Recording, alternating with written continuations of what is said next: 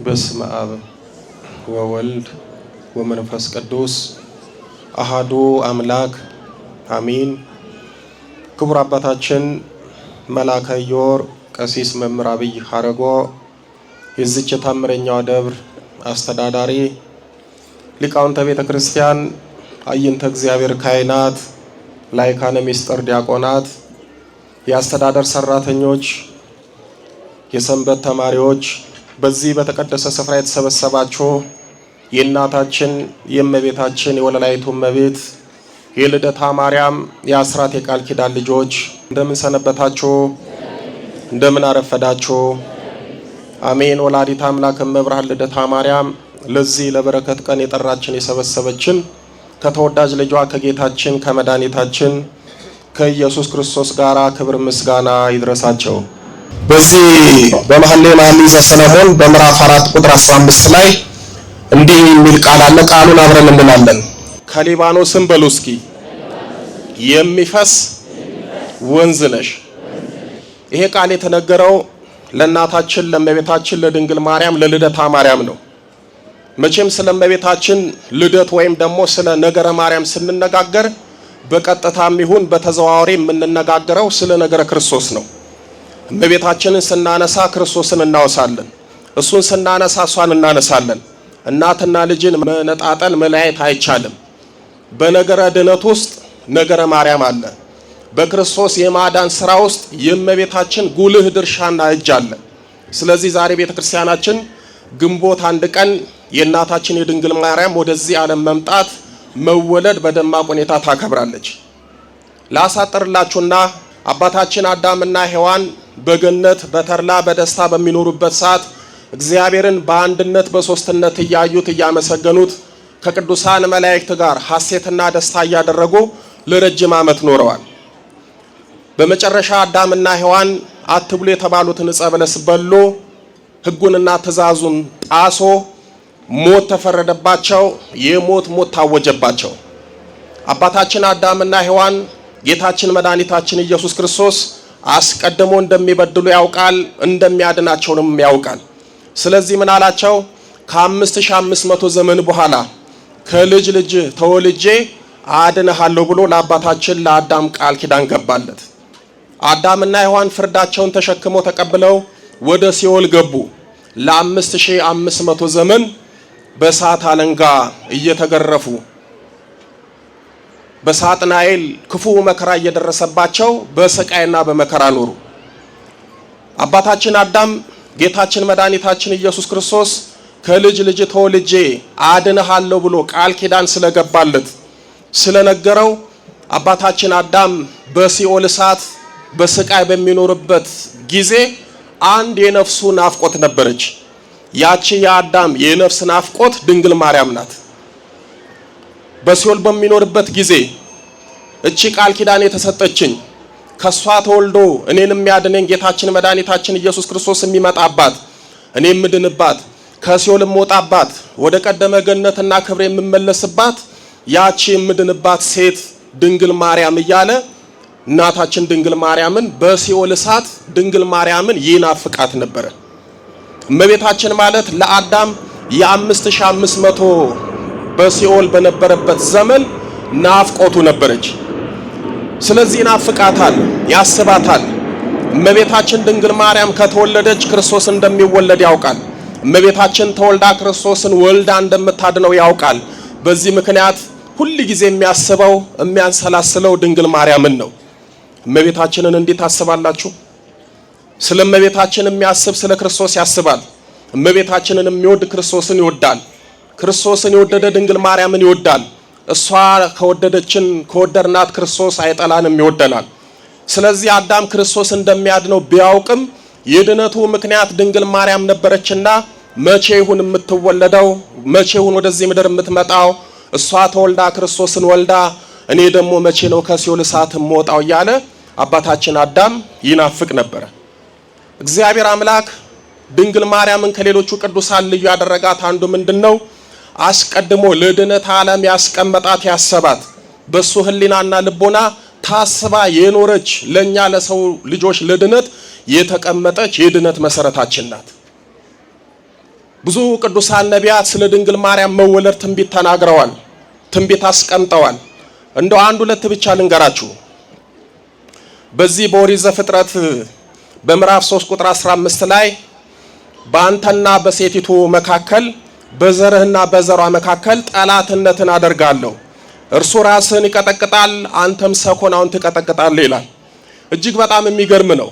በኦሪት ዘመን የተነገረው ትንቢት የተጻፈው ለድንግል ማርያም ነው። በአንተና በሴቲቱ መካከል የተባለው በሰይጣንና በድንግል ማርያም መካከል ነው።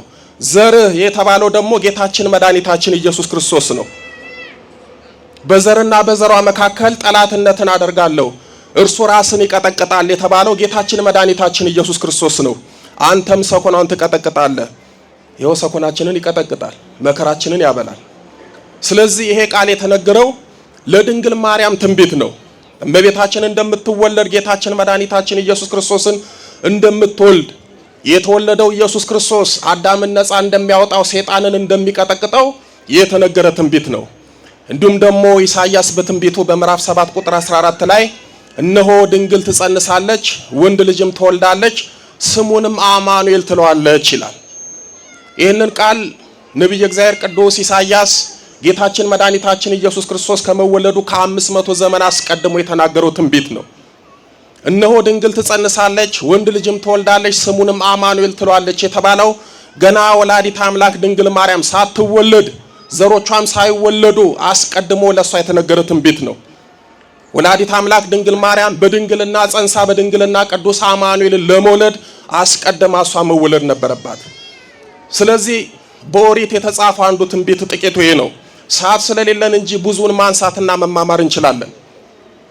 ወደዚህ ልምጣላችሁና እናታችን ቅድስታና አባታችን ቅዱስ ኢያቄም በሕገ እግዚአብሔር ጸንተው ተጋብተው በሚኖሩበት ሰዓት ማንኛውም ሰው ልጅ እንደሚያጣው ልጅ አጥተው ኖረው ነበረ።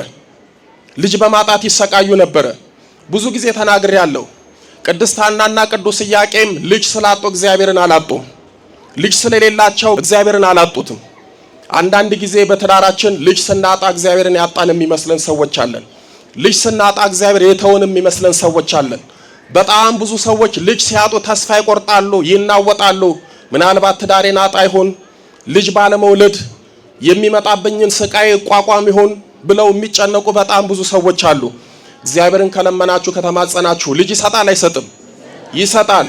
ነቢየ እግዚአብሔር ቅዱስ ዳዊት ልጆች የእግዚአብሔር ስጦታዎች ናቸው ይላል። ልጅን ሴቶች በማህፀናችሁ አትሰሩ፣ በራሳችሁ ወልዳችሁ መስጠት አትችሉ። ወንዶችም እንደዛው። ልጅን የሚሰጠው እግዚአብሔር ነው። አንዳንድ ጊዜ ከመውለድ አለመውለድ የሚሻልበት ጊዜ አለ። ምክንያቱም የማይረባ ልጅ ወልዳችሁ ከምትሰቃዩ ልጅ ባትወልዱ ይሻላል አይሻልም? ዛሬ በልጆቻቸው የሚያለቅሱ አሉ፣ መከራ የሚበሉ አሉ። በልጆቻቸው ፍዳቸውን የሚቆጥሩ ሰዎች አሉ። በልጆቻቸው በሽተኛ የሆኑ ሰዎች አሉ። በልጆቻቸው የሞቱ የተገደሉ ሰዎች አሉ። ምነው ባልወለድኩ ብለው ልጅ ስጠኝ ያሉትን እግዚአብሔር ላይ መልሰው ደግሞ ልጅ ለምንድን ነው የሰጠኝ እያሉ የሚያለቅሱ ብዙ ሰዎች አሉ። በዚህ በአንደኛ ሳሙኤል በምዕራፍ 2 ቁጥር 12 ላይ የኤሊም ልጆች ምናምንቴዎች ነበሩ፣ እግዚአብሔርን አያውቁም ነበር ይላል። የኤሊ ልጆች ምን ነበሩ ይላል? ምናምንቴዎች፣ የማይረቡ የማይጠቅሙ፣ ለእግዚአብሔርም ለሀገርም ለቤተሰብም ለሰውም ለራሳቸውም የማይሆኑ ምናምንቴዎች ነበሩ ይላል። እግዚአብሔርንም አያውቁም ነበር ይላል። በጣም እኮ የሚደንቅ ነው። ዛሬም እግዚአብሔርን ማያውቅ ትውልድ ተነስቷል። ልጆቻችን እግዚአብሔርን አያውቁም። እግዚአብሔርን ስለማያውቁ እኛን የሚንቁ ሆኑ። እግዚአብሔርን የማያውቅ ልጅ ከመውለድ አለመውለድ ይሻላል አይሻልም? 100 እጥፍ ይሻላል። ልጅ ወልዳችሁ በልጃችሁ ካልተከበራችሁ ካልተጦራችሁ የተወለዱት ልጆች ለቤተ ክርስቲያን ለእናንተም ለሀገር የማይበጁ ከሆኑ በመጽሐፍ ቅዱስ ላይ እንደተጻፈው ምናምንቴዎች ከሆኑ ባይወለዱ ይሻል ነበር። ቅድስት ሐናና ኢያቄም እግዚአብሔር የተባረከ የተቀደሰ ልጅ እንዲሰጣቸው ስለት ገቡ ይላል። ምን አደረጉ አልኳቸው? ስለት ገቡ። ቤተ እግዚአብሔር እየሄዱ እግዚአብሔር ሆይ የተባረከ የተቀደሰ ልጅ ስጠን። በተለይ እናታችን ቅድስት ሐና እግዚአብሔር ሆይ ልጅ ስጠኝ፣ የምትሰጠኝ ወንድ ከሆነ ወጥቶ ወርዶ ሰርቶ እኔን የሚያገለግል አይደለም አንተን የሚያገለግል ነው። ሴት ደግሞ ከሰጠኸኝ ውሃ ቀርታ ፈትላ የምታገለግለኝ የምታለብሰኝ አይደለችም። ይልቁንም የቤተ መቅደሱን መጋረጃ ሰርታ ፈትላ የምትሰጥሁን አንተ ብቻ ልጅ ስጠኝ፣ የሰጠህኝ ልጅ መልሼ ለአንተ ሰጣለሁ እያለች ትሳል ነበር። በዚህ ምክንያት ብዙ በደልና ግፍ ደርሶባቸዋል። አንዳንድ ጊዜ አለመውለድ እጅግ በጣም ይከብዳል። ቤተሰቦቻችሁ ይናገራሉ፣ ጎረቤት ይናገራል፣ ወዳጅ ይናገራል፣ ጓደኛም ይናገራል። አትወልዱም እንደ እያሉ ሰውን የሚያሰቃዩ ሞራላቸውን የሚነኩ በጣም ብዙ ሰዎች አሉ። በዚህ ምክንያት እጅግ በጣም ተጎድቶ ነበር። በተለይ ደግሞ በብሉይ ኪዳን ዘመን ልጅ ማጣት እንደ እግዚአብሔር መቅሰፍት ይቆጠር ነበር። አንድ ሰው ልጅ ካልወለደ እግዚአብሔር እንደተጣላው፣ እግዚአብሔር ልጅ እንደከለከለው ይቆጠር ነበር።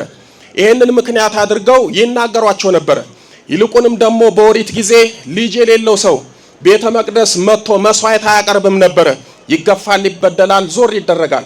በዚህ ምክንያት ቤተ እግዚአብሔር መጥቶ እንኳን እንደማንኛውም ሰው መስዋዕት እንዳያቀርቡ ልጅ በማጣታቸው ምክንያት ይገፉ ነበር። በመጨረሻ ሰው ናቸውና ሆድ ባሳቸው። እጅግ በጣም አዘኑ፣ ተከዙ። በተለይ ቅዱስ ኢያቄም ወደ በረሃ ሄደና ለ40 ቀን ሱባኤ ገባ። በጾም በጸሎት በስግደት እዛ ተወስኖ እግዚአብሔር ሆይ ስድቤን አርቅልኝ፣ የተባረከ የተቀደሰ ልጅ ስጠኝ እያለ ቀንም ማታም እያለቀሰ መስዋዕት እያቀረበ እንባውን እያፈሰሰ ወደ ሰማይ እየረጨ እግዚአብሔር ሆይ ልጅ ስጠኝ እያለ ይለምን ይማጸን ነበር። እናታችን ቅድስት ሐናም በቤቷ ሆና እግዚአብሔር ሆይ የተባረከ የተቀደሰ ልጅ ስጠኝ እያለች እግዚአብሔር ላይ ታለቅሳለች፣ እግዚአብሔር ላይ ታነባለች። በመጨረሻም ቅዱስ ኢያቄም ለ40 ቀን በዛ በበረሃ ከጸለየ በኋላ ሊቀ መላኩ ቅዱስ ገብርኤል ለቅዱስ ኢያቄም ተገለጠለት። ኢያቄም ሆይ አይዞህ፣ እግዚአብሔር ጸሎትን ልመናን ሰምቷል፣ የተባረከ የተቀደሰ ልጅ ይሰጥሃል፣ ጊዜ ደርሷል፣ አሁን ከዚህ በረሃ ውጣ፣ ወደ ቤትም ሄድ ብሎ መላኩ አጽናናው፣ መላኩ ሸኘው። እናታችን ቅድስት ሐናንም እንደዚህ ነገራት፣ አጽናናት። ላሳጥርላችሁ፣ ጊዜው ደረሰ። እናታችን ድንግል ማርያም ተጸነሰች። ነሐሴ 7 ቀን በእናቷ ማህፀን ውስጥ እየገፋች እያደገች መጣች። ካደገች በኋላ በእናቷ ማህፀን ሆና ብዙ ታምራት ማድረግ ጀመረች። የእናታችን የቅድስት ሐና የሥጋ ዘመድ የነበረች የአርሳባል ልጅ የምትባል አንዲት ሴት ነበረች። ለዓመታት ዓይኗ ጠፍቶ ብርሃናት ዓይነ ስውር ነበረች።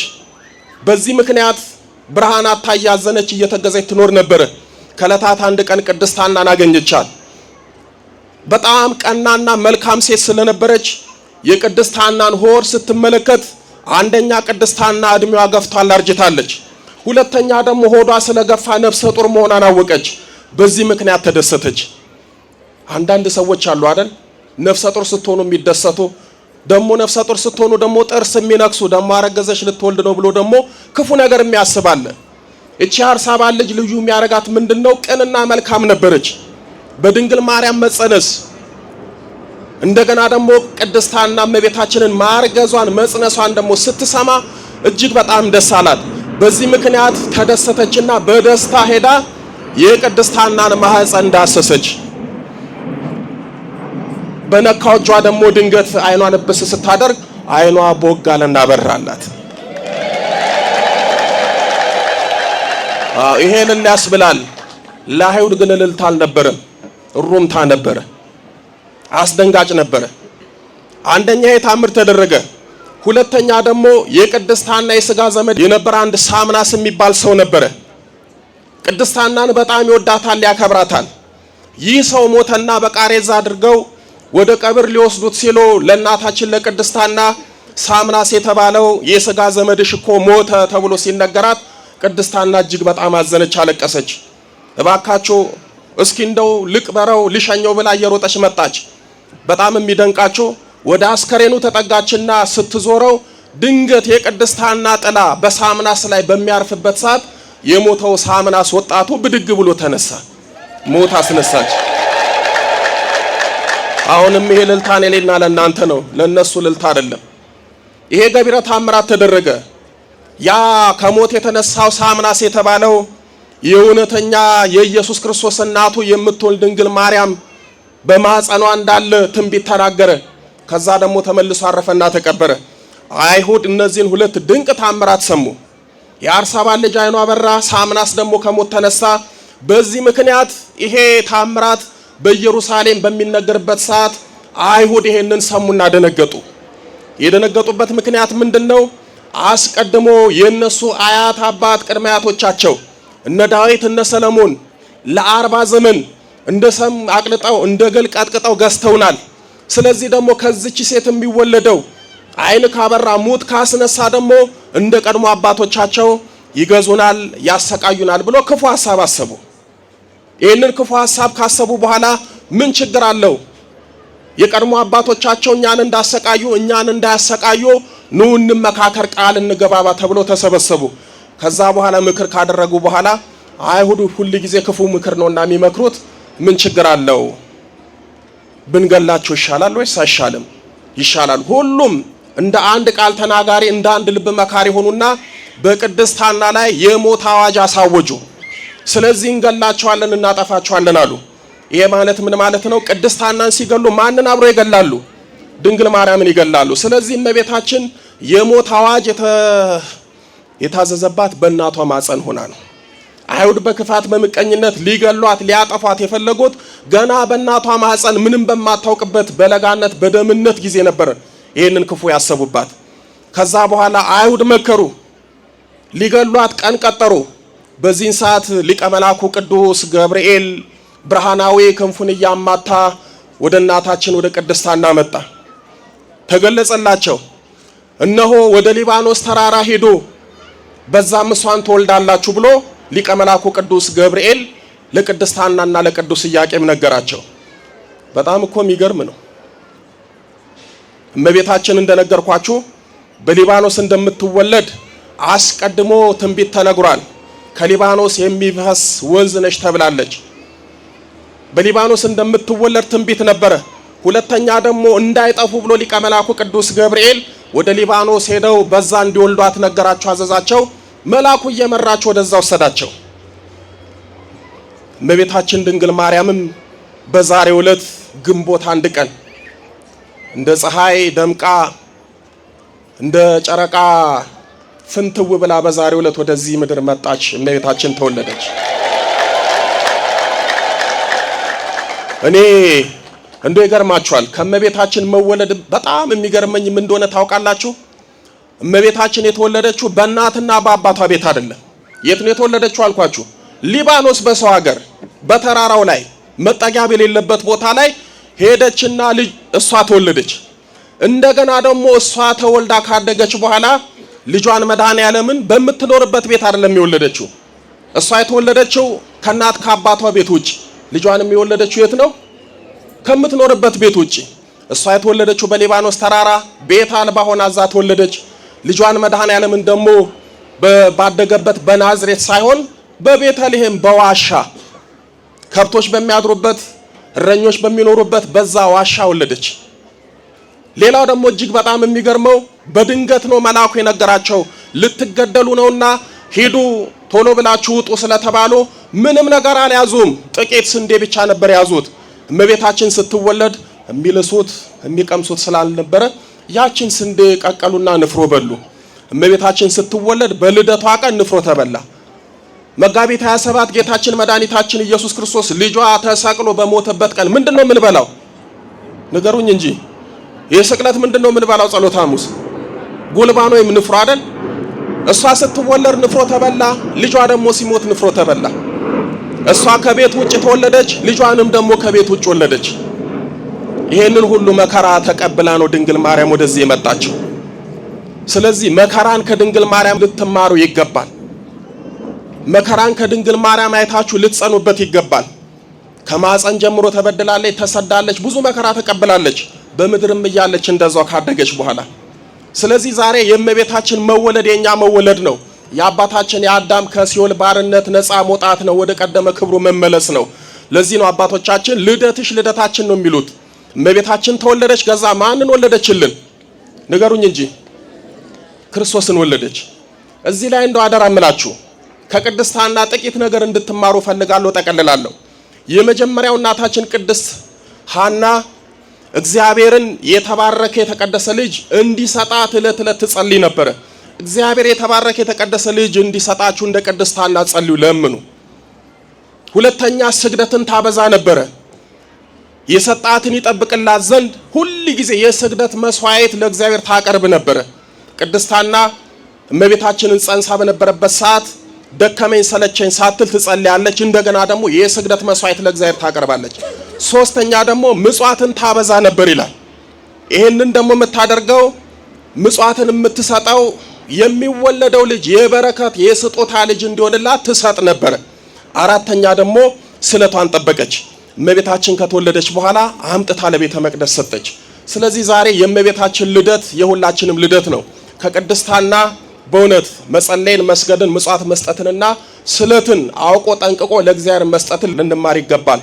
ስለዚህ በመኃልየ በምዕራፍ 4 ቁጥር 15 ላይ ከሊባኖስ የሚፈስ ወንዝ ነሽ ብሏልና የእመቤታችን ልደት ከሊባኖስ ተራራ ላይ እንደ ምንጭ እንደ ወንዝ የፈሰሰበት ቀን ነውና በእውነት የእመቤታችን የልደቷ የበረከት ወንዝ ሁላችንንም ያረስርሰን፣ ሁላችንንም በእውነት በበረከት ትጎብኘን።